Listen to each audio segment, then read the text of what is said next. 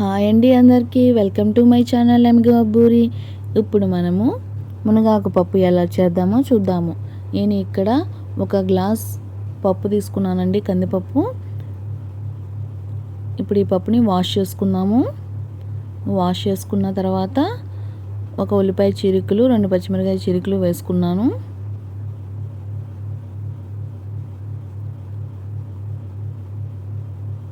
తర్వాత నేను ఇక్కడ మునగాకు వాష్ చేసేసుకుని పెట్టుకున్నాను. ఆ మునగాకును కూడా దీంట్లో వేసేద్దాము.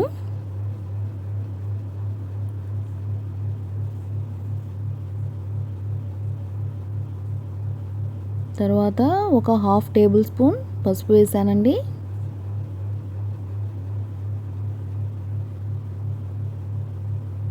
ఇప్పుడు నేను తీసుకున్న ఒక గ్లాస్ పప్పుకి 2 గ్లాసులు వాటర్ పోసుకుంటున్నాను.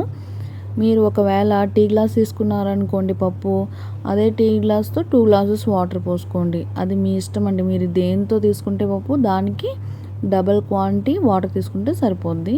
ఇదిగోండి, ఫస్ట్ హైలో పెట్టుకుందాం. పొయ్యి మీద పెట్టుకుని కుక్కర్ కొంచెం హీట్ ఎక్కిన తర్వాత అప్పుడు మనం సిమ్లో పెట్టుకుంటే సరిపోద్దండి.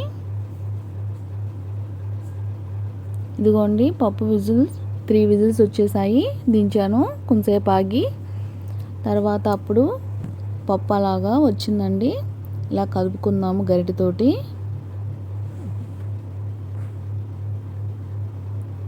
ఓ పక్కన తాలింపు కూడా వేద్దామండి. తాలింపుకి కావాల్సినవి పదార్థాలు ఏమంటే వెల్లుల్లిపాయి, ఎండుమిర్చి, కరివేపాకు, జీలకర్ర, ఆవాలు అవన్నీ వేసుకుని తాలింపు కూడా వేసుకుందాం. ఫస్ట్ పప్పు కొంచెం వాటర్ పోసి ఒక 1/2 గ్లాసు కలుపుకొని సిమ్లో పెట్టుకుందామండి. ఈలోపు మరుగుతూ ఉంటుంది పప్పు. ఒక పక్కన తాలింపు కూడా మనం వేసేసుకుందాము. ఇలా బాగా కలుపుకోండి.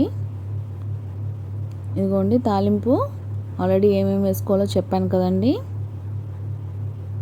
వీలైతే కొంచెం ఒక చిటికెడు శొంఠి పొడి కూడా వేసుకోవచ్చండి.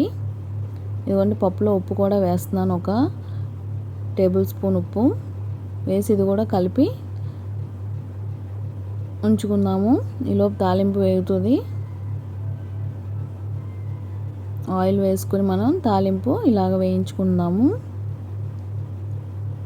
ఇదిగోండి, దగ్గరికి వచ్చేసింది, వేగిపోయింది. ఇప్పుడు ఇది మనం పప్పులో వేసుకుందాము. ఇదిగోండి, తాలింపు వేసేసాను. కలిపేసుకుంటే ఇలాగ మనకి పప్పు రెడీ అయిపోయింది. ఇదిగోండి, చూడండి, నేను ఆల్రెడీ రైస్, పప్పు, ఆవకాయ ముక్కలు వేసుకుని రెడీ అయిపోయింది తినడానికి. Thank you for watching this video. వీలైతే మీ అందరూ కూడా ట్రై చేయండి. Don't forget to subscribe.